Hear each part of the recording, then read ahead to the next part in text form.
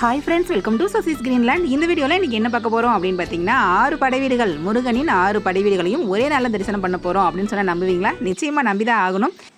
முருகனின் 6 படைவீடுகளுமே தஞ்சாவூர்லேயே இருக்குதுங்க.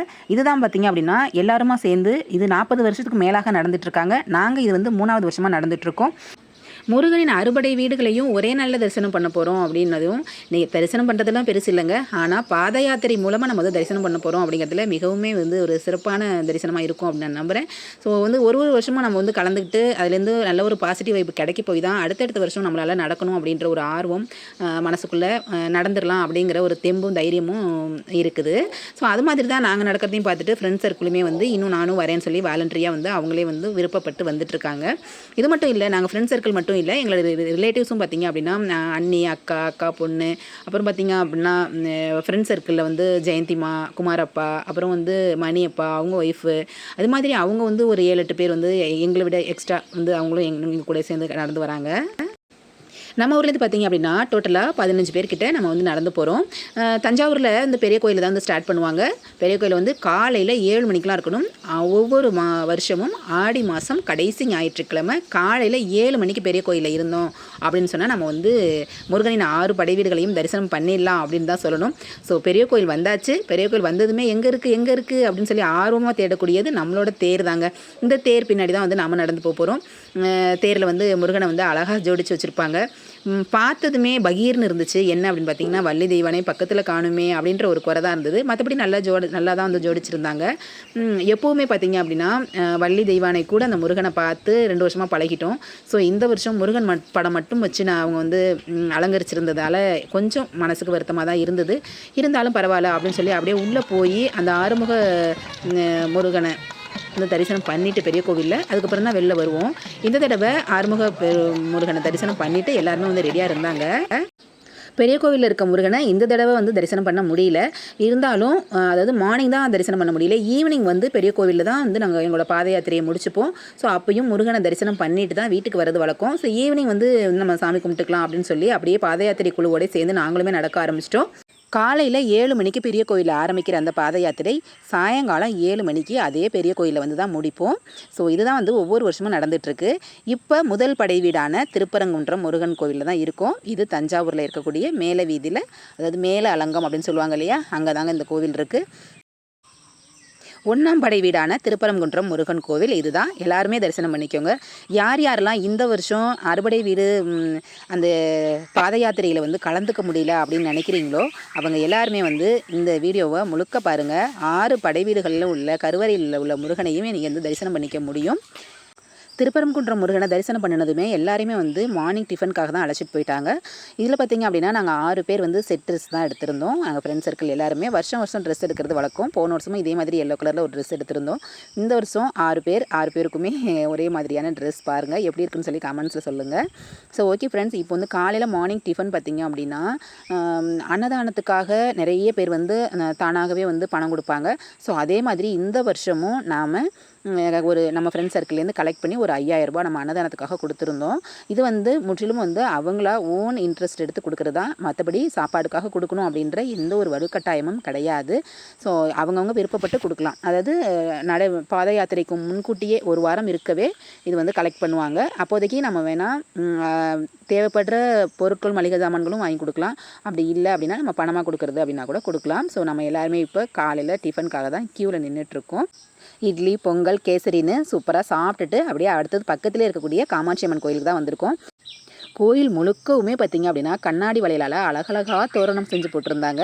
ஸோ இது வந்து இப்போ ரீசெண்டாக நடந்த அந்த ஆடி பூரத்துக்கு எல்லா அம்மன் கோவில்லையும் வளையல் விழா வந்து செய்வாங்க இல்லையா, அதுக்கான அந்த அலங்காரம் தான் அப்படியே இருந்துச்சு. பார்க்கவே அழகாக இருந்தது. அடுத்ததாக நம்ம 2வது முருகன் கோவிலுக்கு வந்திருக்கோம். இது 6ஆம் படை வீடான பழமுதிர்ச்சோலை முருகன் கோவில். இது தஞ்சாவூரில் வடக்கு அலங்கத்தில் இருக்குது. பழமுதிர்ச்சோலை முருகன் கோவில் பார்த்திங்க அப்படின்னா கடந்த 2 வருஷமாகவே வந்து திருப்பணிகள் நடந்து முடியாமல் இருந்துச்சு. ஸோ அதனால் கருவறை வந்து சாத்தப்பட்டு இருந்துச்சு. நம்ம வெளியிலே சாமி கும்பிட்டு தான் அப்படியே போயிட்டு இருந்தோம். இந்த வருஷம் சூப்பராக நம்ம கருவறையில் இருக்கக்கூடிய பழமுதிர்ச்சோலை முருகனை வணங்கிட்டோம். இங்கேயே 6 படை வீடுகளையுமே வச்சுருந்தாங்க. 1ஆம் படை வீடு திருப்பரங்குன்றம், 2ஆம் படை வீடு திருச்செந்தூர், 3ஆம் படை வீடு பழனி, 4ஆம் படை வீடு சுவாமிமலை, 5ஆம் படை வீடு திருத்தணி, 6ஆம் படை வீடு பழமுதிர்ச்சோலைன்னு சொல்லி 6 படை வீடுகளையும் போட்டோவுமே வந்து நம்ம பழமுதிர்ச்சோலை முருகன் கோவிலில் இருந்தது. ஒரே இடத்துல தரிசனம் பண்ணுறதுக்கான ஒரு வாய்ப்பாகவும் இருந்துச்சு. நம்ம இது 3வது வருஷமாக கலந்துக்கிறோம் அப்படிங்கிறதுனால கொஞ்சம் நிறைய அனுபவங்களும் நமக்கு இருந்துச்சு. ஸோ வந்து கூட்டத்தில் மாட்டிக்காமல் ஒன்று முன்கூட்டியே போய் கும்பிடணும், இல்லைனா கூட்டத்தை விட்டுட்டு கடைசியாக போய் கும்பிடணும் அப்படின்ற மாதிரி தான் நாங்கள் வந்து தீர்மானம் எடுத்திருந்தோம். இதுலேயுமே பார்த்திங்க அப்படின்னா அந்த முருகன் படம் எடுத்து ஐயா வந்து நடந்து வருவாங்க. ஸோ அவங்க கூடயும் போனோம் அப்படின்னா நம்ம வந்து அந்த தீப ஆராதனை வந்து எல்லா கோவில்களையும் பார்க்க முடியும்.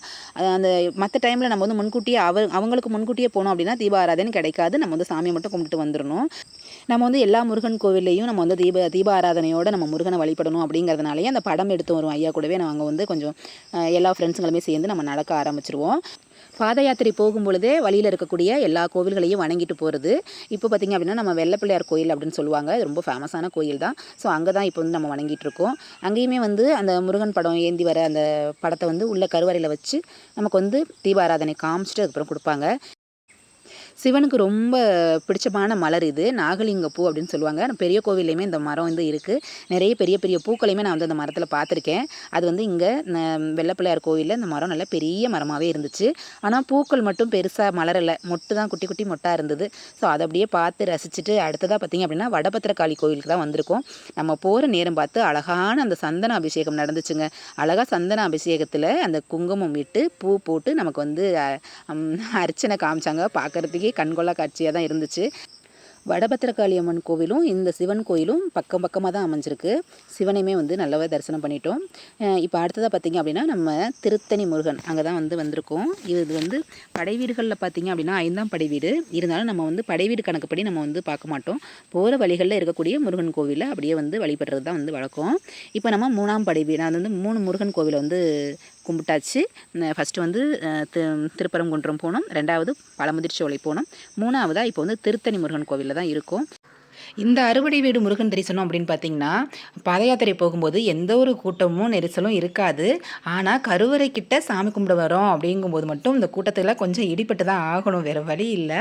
ஏன்னா மக்கள் வந்து பொறுமையாக வந்து சாமி கும்பிட்ற வழக்கமே கிடையாது. எங்கேயுமே சரி அடித்து பிடிச்சி போய் சாமி கும்பிட்டு என்ன பண்ண போகிறாங்கன்னு தெரில.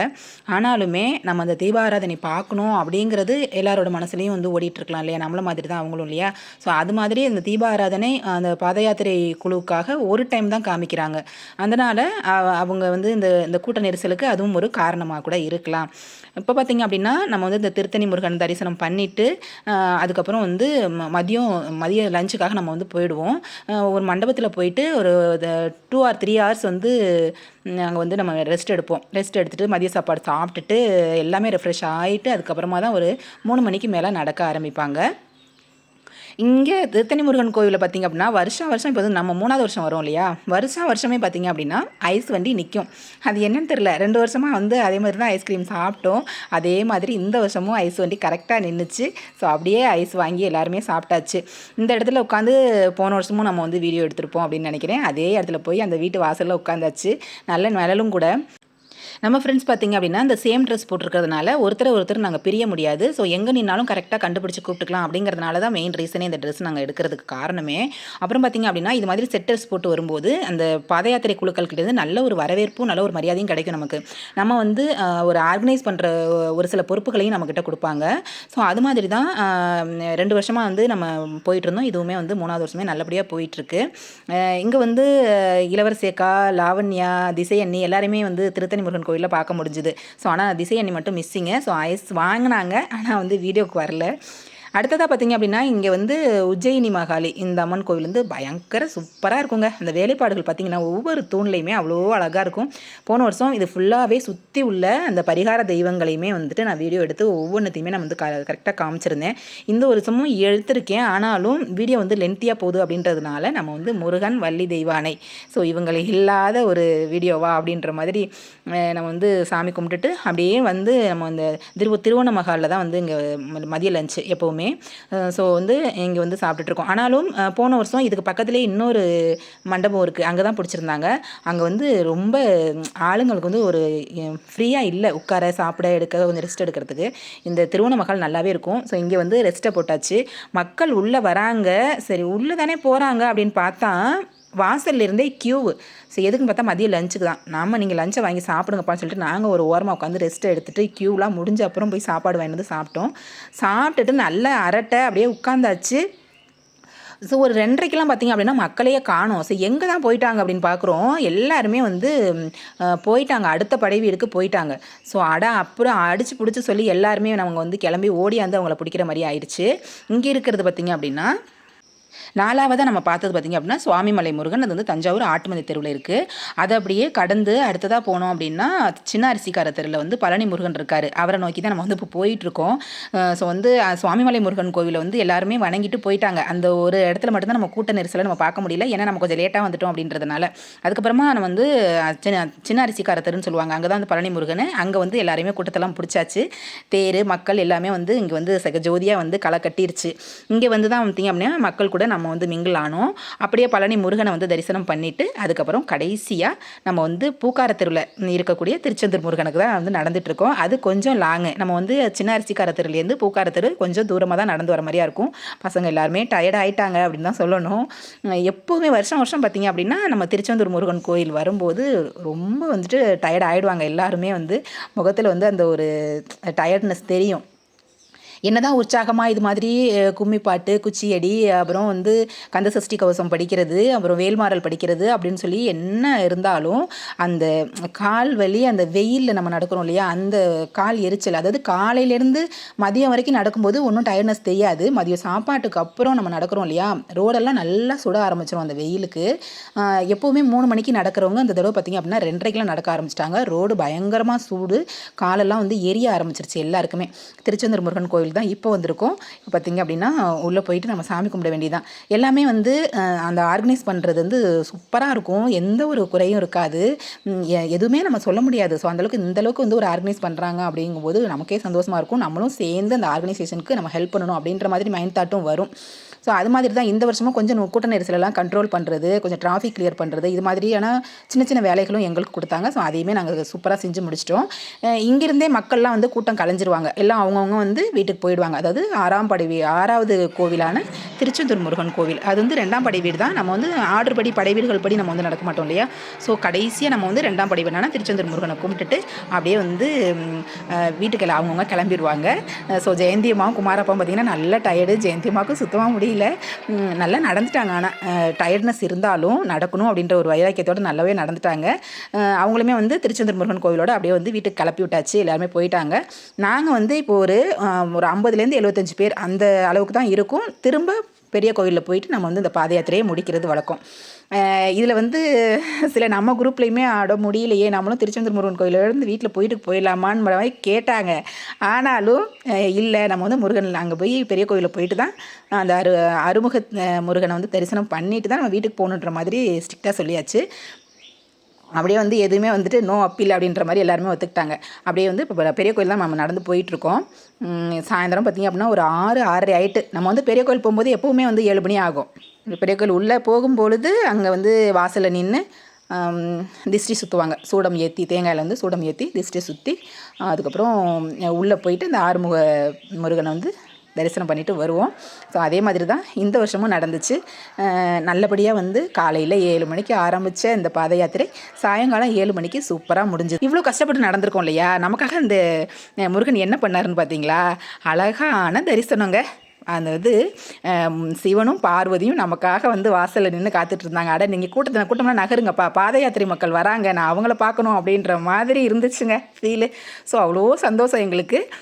இது வந்து அங்கே கோயிலில் ஏதோ ஏற்பாடு நடந்திருக்கும், அதனால் வந்து உற்சவர் வந்து இப்படி வலம் வந்து வாசலில் நிறுத்தி வச்சுருந்தாங்க. கரெக்டாக அவரையுமே கும்பிட்டுட்டு நல்ல ஒரு பாசிட்டிவ் வைப் எங்களுக்கு. அப்படியே உள்ளே போயிட்டு முருகனையுமே தரிசனம் பண்ணிவிட்டு வீட்டுக்கு வந்தாச்சுங்க. இந்த வருஷம் அறுபடை முருகன் தரிசனம் எங்களுக்கு இப்படி தான் இருந்தது. இந்த வீடியோ எப்படின்னு சொல்லி கமெண்ட் பாக்ஸில் மறக்காமல் சொல்லுங்கள். பாய் ஃப்ரெண்ட்ஸ், தேங்க்ஸ் ஃபார் வாட்சிங்.